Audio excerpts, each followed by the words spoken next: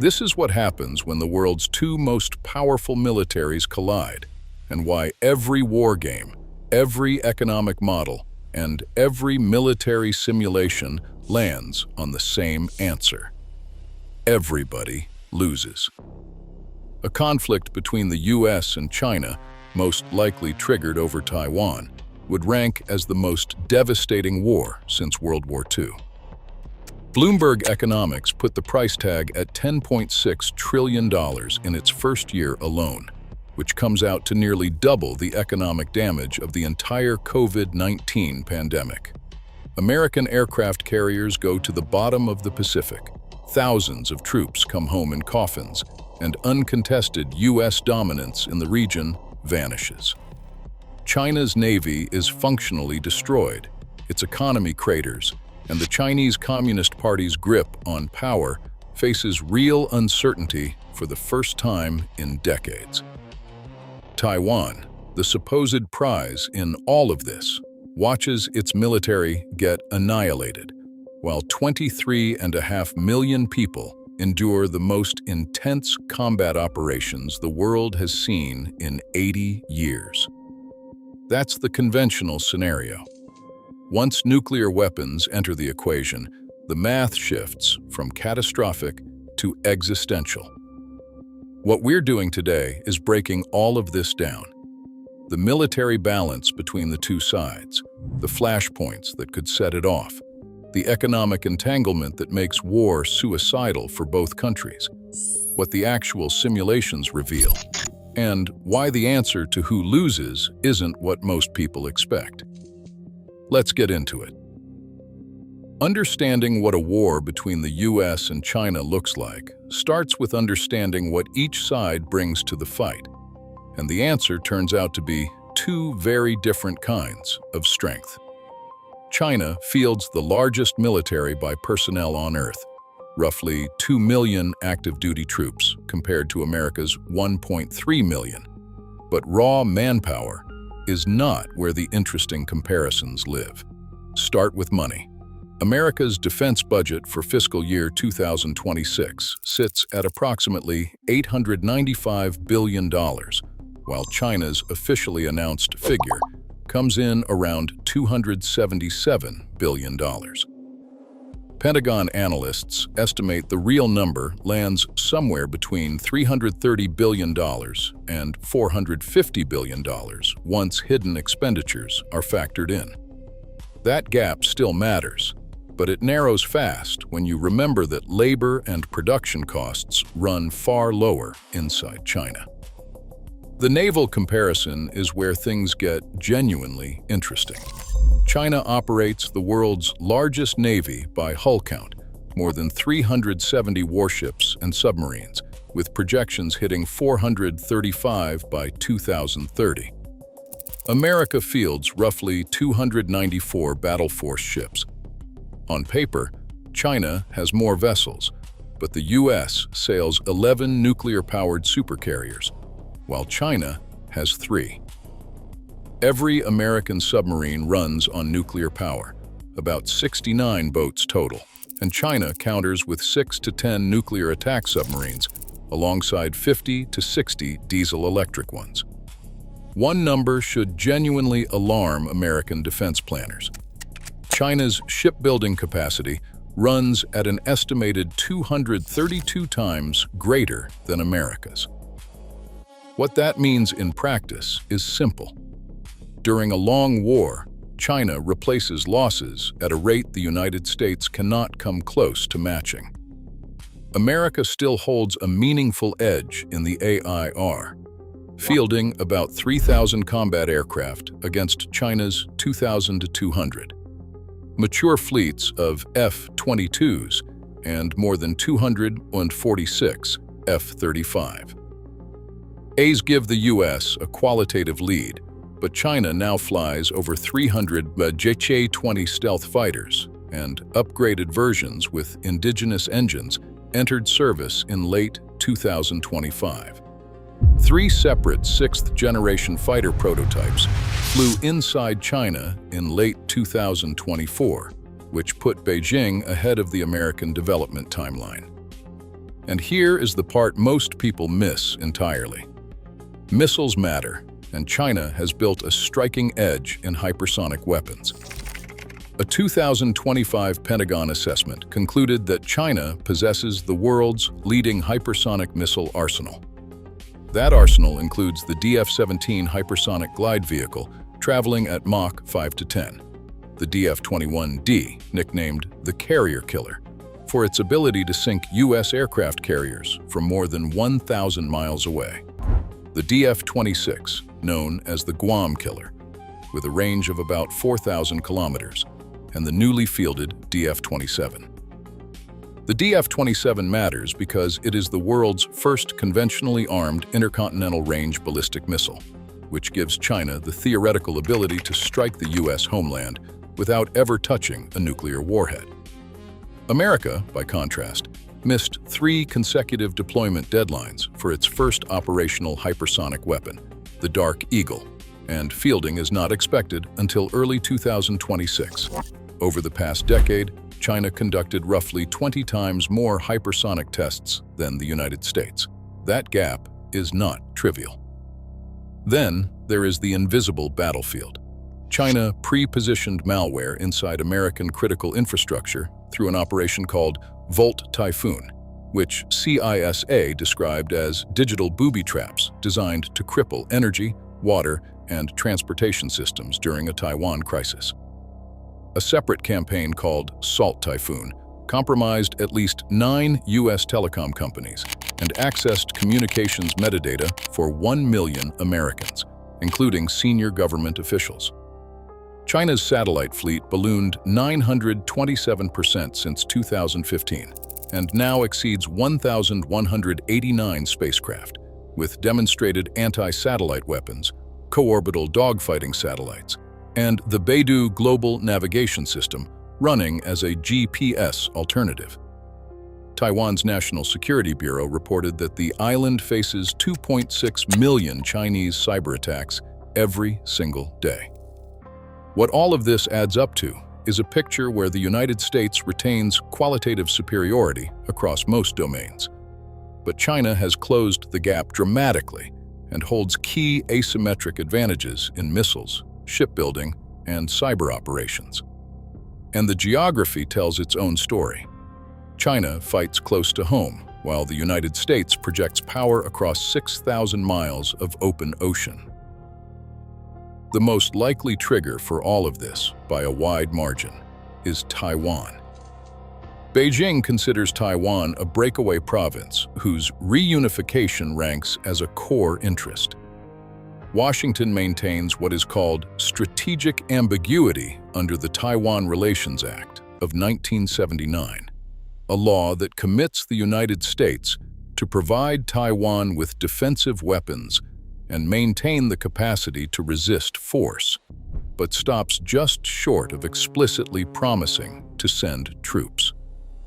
Military pressure on the island reached levels that have no modern precedent. During 2025 alone, the People's Liberation Army flew 3,764 air incursions into Taiwan's Air Defense Identification Zone, a record that works out to more than 300 sorties per month and represents a 129% spike over previous averages.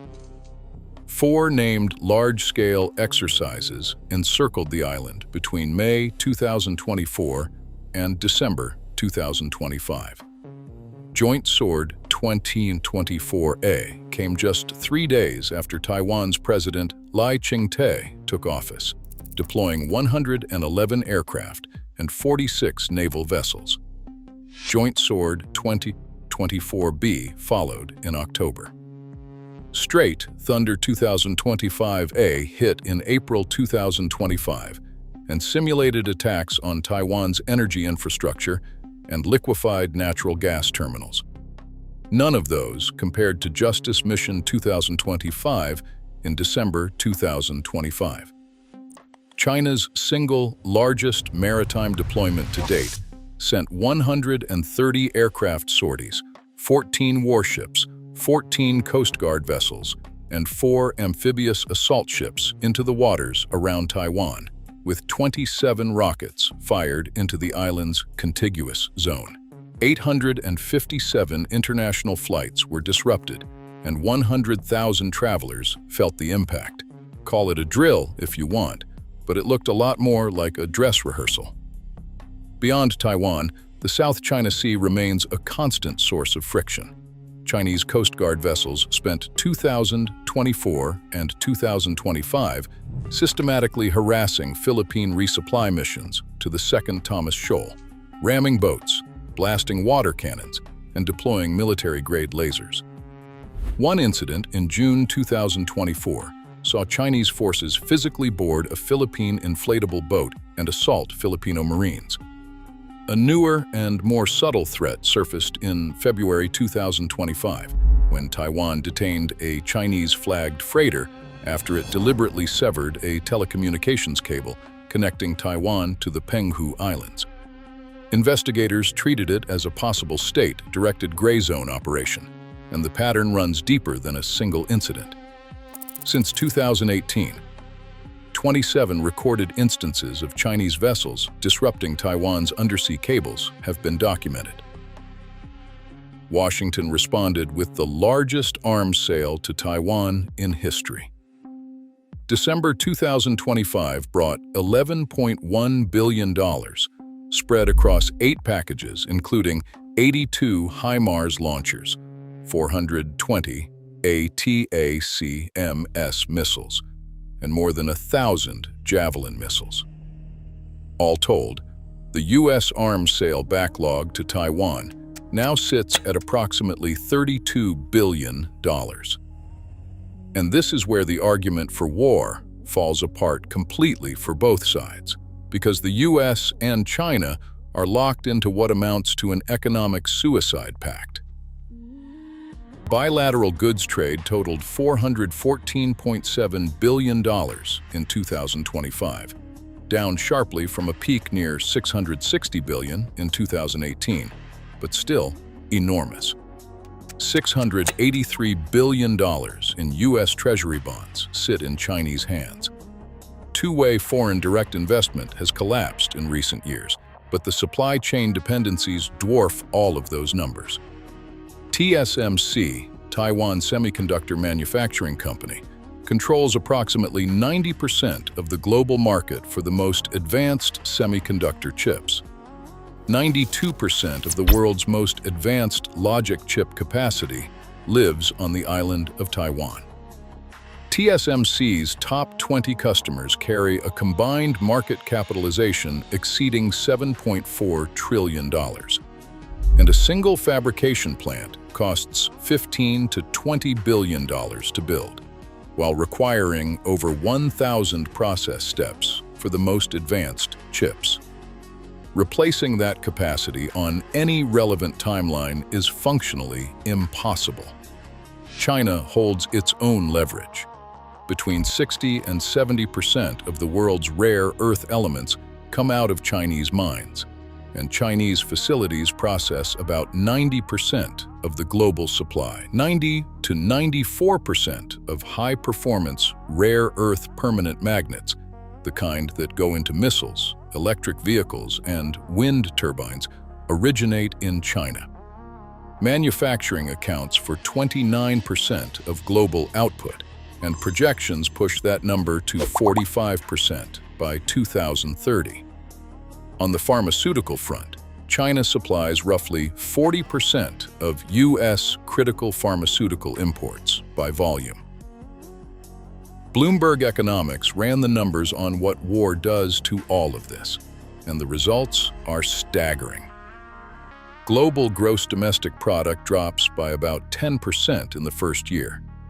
China's economy contracts by roughly 16.7%. The American economy shrinks by about 6.7%.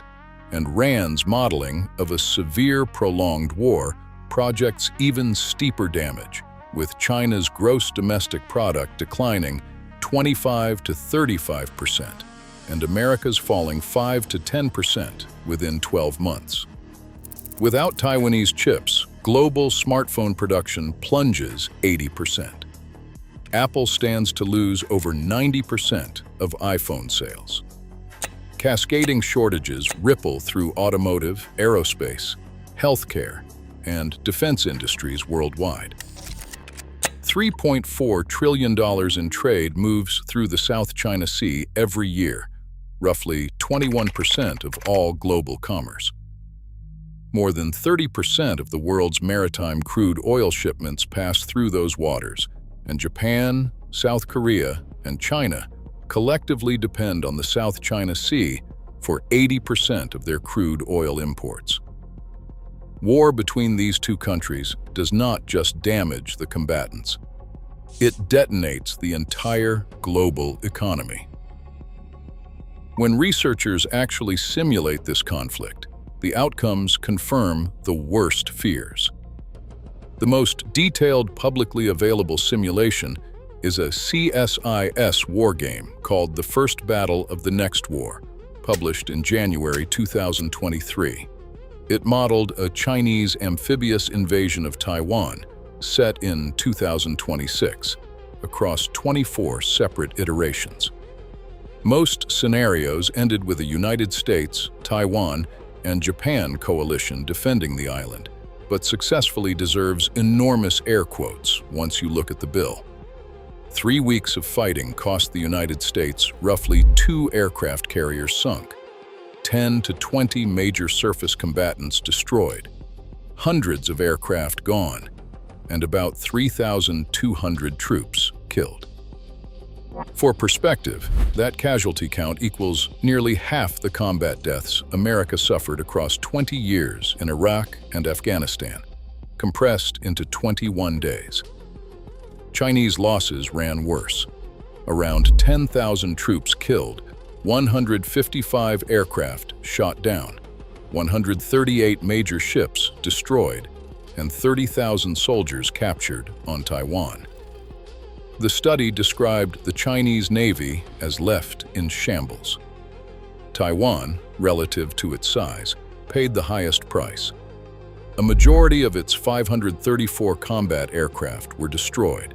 38 major naval vessels went down.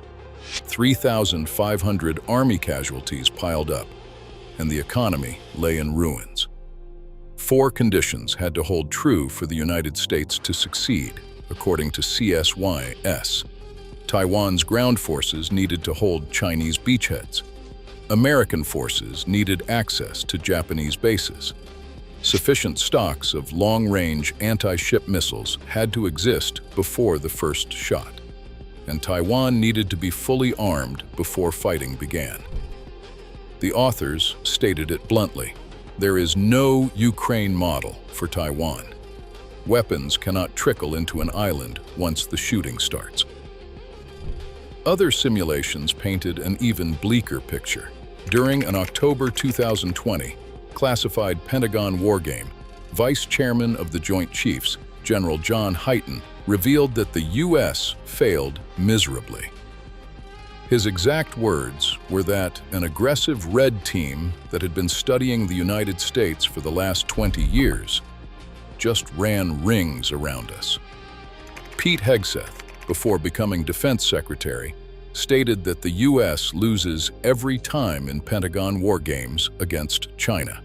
Air Force simulations between 2018 and 2020 saw the U.S. lose in the South China Sea in record time, using its current force structure, and the Air Force only managed a win using a hypothetical future force that does not yet exist. Even that victory came at a Pyrrhic cost. Ammunition turned out to be the fatal weak point across every simulation. Heritage Foundation analysts assessed that the U.S. would burn through its critical munitions in approximately 8 days of high-intensity fighting. Annual Tomahawk procurement of about 70 missiles provides less than 1 missile per destroyer. CSIS found that 90% of Allied aircraft were destroyed on the ground by Chinese missile strikes in the opening phase. That last point deserves to sit with you for a moment. The most powerful military ever assembled runs dry on key ammunition in roughly a week. Everything covered so far assumes the fighting stays conventional, and that assumption is exactly what keeps defense planners awake at 3 in the morning. America's military stockpile holds roughly 3,700 nuclear warheads, with about 1,770 deployed. China's arsenal sits at approximately 600 operational warheads, but that number has been climbing at a speed not seen since the Cold War arms race. Chinese warheads doubled from about 300 in 2020 to 600 by 2025, and Pentagon projections put the total above 1,000 by 2030, potentially reaching 1,500 by 2035. 3 new ICBM silo fields in western China can house more than 320 missiles, and more than 100 silos already have warheads loaded. Beijing officially maintains a no-first-use policy, pledging never to launch nuclear weapons first, but the credibility of that pledge faces growing skepticism. A 2024 Pentagon assessment concluded that Beijing would probably consider nuclear first use if a conventional defeat in Taiwan gravely threatened the survival of CCP rule. A dynamic that most people do not fully grasp makes this even more dangerous. China developed dual-capable missiles, weapons like the DF-26 that can carry either a conventional or nuclear warhead. During wartime, the other side has no way to tell which payload is incoming. A missile appears on radar, and the question of whether it carries a 2,000-pound conventional warhead or a nuclear one has to be answered in minutes. That ambiguity alone creates escalation risk through pure miscalculation. Early warning satellites now give China a launch-on-warning capability, detecting ICBM launches within 90 seconds. Analysts have widely described this as the most dangerous nuclear posture in existence because it demands rapid life-and-death decisions in an environment where false alarms happen regularly. RAND's 4-volume 2024 study on keeping a Taiwan conflict below the nuclear threshold arrived at a conclusion that offers no comfort. The study concluded nuclear escalation will always be a plausible scenario in which no amount of U.S. effort could reduce the risk to zero, and the strategic backdrop just got harder to manage.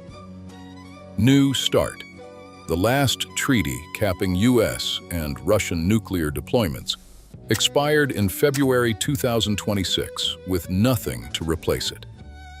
For the first time in history, America must simultaneously deter 2 near-peer nuclear adversaries without a single formal arms control agreement in place. A war between the U.S. and China doesn't stay between the U.S. and China. The damage radiates outward and reaches every corner of the planet. Japan absorbs the first blow. About 60,000 U.S. troops are stationed there, and Japanese bases show up as an absolute requirement for Taiwan's defense in virtually every war game conducted. CSIS scenarios assume Chinese preemptive strikes on those bases, which drags Japan into the fighting, whether Tokyo wants to participate or not. 90% of Japan's crude oil imports travel through the South China Sea. South Korea hosts 28,500 American troops and depends on the same sea lanes for 90% of its oil. Yet Seoul has tried desperately to stay neutral. Australia chose a different path, deepening its military commitment through AUKUS, investing $8 billion in submarine infrastructure and planning to acquire at least 3 Virginia-class nuclear submarines, all while acknowledging that China remains its largest trading partner. Broader economic fallout would spare no one. More than 50% of global container ship traffic passes through the Taiwan Strait, and a conflict cuts off access to 90% of the world's most advanced chips. Every industry that relies on semiconductors, which is effectively every industry on Earth, faces paralysis. Rhodium Group analysts estimated that even a Chinese blockade of Taiwan, without a single shot fired, would trigger over $2 trillion in global economic disruption. A full G7 sanctions scenario puts roughly $3 trillion in trade and financial flows at immediate risk, and Chinese job losses from trade embargoes could reach 16 million. This is not a regional dispute with regional fallout. A US-China war functions as a global catastrophe whose blast radius touches every continent. Whether this war actually happens depends on who you ask, and the expert community splits sharply, though the consensus carries more nuance than most headlines suggest. Admiral Philip Davidson, speaking as INDOPACOM commander before the Senate in March 2021, warned that the threat was manifest during this decade, in fact, in the next 6 years. That statement created what is now called the Davidson window, covering from 2021 to 2027 as the period when China might attempt to seize Taiwan. CIA Director William Burns confirmed in February 2023 that President Xi instructed the People's Liberation Army to be ready by 2027, though Burns was careful to note that readiness does not mean a decision has been made. General Mark Milley, former chairman of the Joint Chiefs, offered a darker framing in March 2023. China's military, and perhaps others, had reached some sort of conclusion that war with the United States is inevitable. And Milley called that a very dangerous thing. Voices on the opposite end push back hard. Michael Swain at the Quincy Institute argues that fixation on military deterrence obscures the importance of political reassurances and risks accidental escalation. A 2025 Stimson Center study described a full-scale invasion as an operational nightmare, more complex than D-Day, and argued that coercive diplomacy remains far more likely than armed conflict. Survey data supports the cautious view. 85% of experts in a defense priorities survey classified a Chinese invasion as unlikely or very unlikely, and a 2022 CSIS expert poll found 83% assessed that China does not plan significant kinetic military force against Taiwan by 2027. One framework, though, should make everyone uncomfortable. Harvard's Graham Allison examined what he calls the Thucydides trap, the historical pattern where a rising power threatens to displace an established one. Across 16 cases, war broke out 12 times, a 75% hit rate. Xi Jinping himself referenced the concept, saying, "We all need to work together to avoid the Thucydides trap." Scholars Hal Brands and Michael Beckley framed it differently in their book Danger Zone, calling China a peaking power, strong enough to challenge the existing order, but losing confidence that time favors its position. That framing places the 2020s as the moment of maximum danger. Several facts that rarely make the headlines reshape how this conflict would actually unfold. 81 miles separates China from Taiwan at the narrowest point of the Taiwan Strait, but 6,000 miles of open Pacific Ocean stand between the U.S. mainland and the island. An aircraft carrier needs about a week to cross that distance, and moving troops by sea from the west coast takes 15 to 30 days. Geography hands China an advantage that no amount of technology can fully erase. Taiwan offers only 14 beaches suitable for military landings, nearly all flanked by cliffs and dense urban terrain that favor defenders. Weather restricts the invasion window to roughly 2 months per year, April and October, with monsoons and an average of 6 typhoons, annually shutting down amphibious operations during the rest of the year. Energy dependence creates another vulnerability. Taiwan imports 97.7% of its energy, and in CSIS blockade war games, natural gas supplies ran out in about 2 weeks across every scenario tested.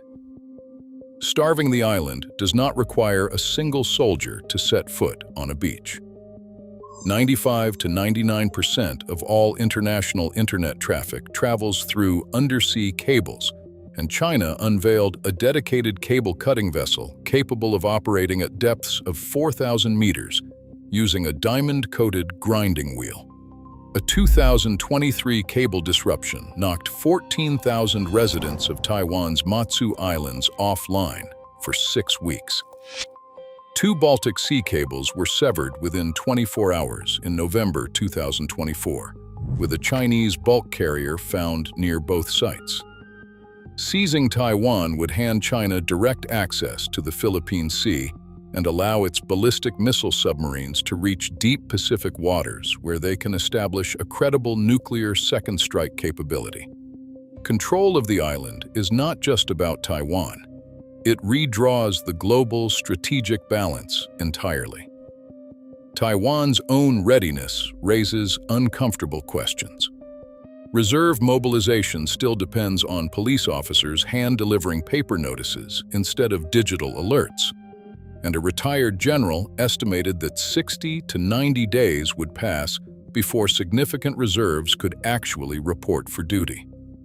Reports indicate the Army lacks enough rifles to equip even 250,000 reservists. So, if the United States and China go to war, who loses? Everyone, everywhere. Even the most optimistic war game scenarios still show the United States losing multiple aircraft carriers, thousands of service members, and its uncontested grip on the Pacific. Some scenarios show China's Navy ceasing to function as a fighting force, its economy contracting by a quarter or more, and Chinese Communist Party authority facing genuine destabilization. Taiwan, the place both sides say they are protecting or reclaiming, watches its military get annihilated, its economy collapse, and its 23.5 million citizens endure the most intense combat since World War II. $10 trillion vanishes from the global economy. Advanced semiconductor production stops. Energy prices surge. Every nation from Japan to Germany absorbs severe economic pain. But here is the paradox that might actually keep this from happening. The side best prepared to fight a war is the side least likely to have to fight one, because deterrence only works when the cost of failure is so high that no rational actor would risk it. What CSIS identified as the most important takeaway from their war game was not which side wins. It was the 4 conditions needed to convince China that an invasion would fail before it ever ordered one. Bloomberg Economics reached the same conclusion from a different angle. The $10 trillion price tag looms so large for every player involved that the incentive to avoid conflict remains strong. Nobody loves the status quo, but for Taipei, Beijing, and Washington, every alternative looks worse. The real question was never who wins a war between the US and China. It is whether both sides are wise enough to make sure we never find out.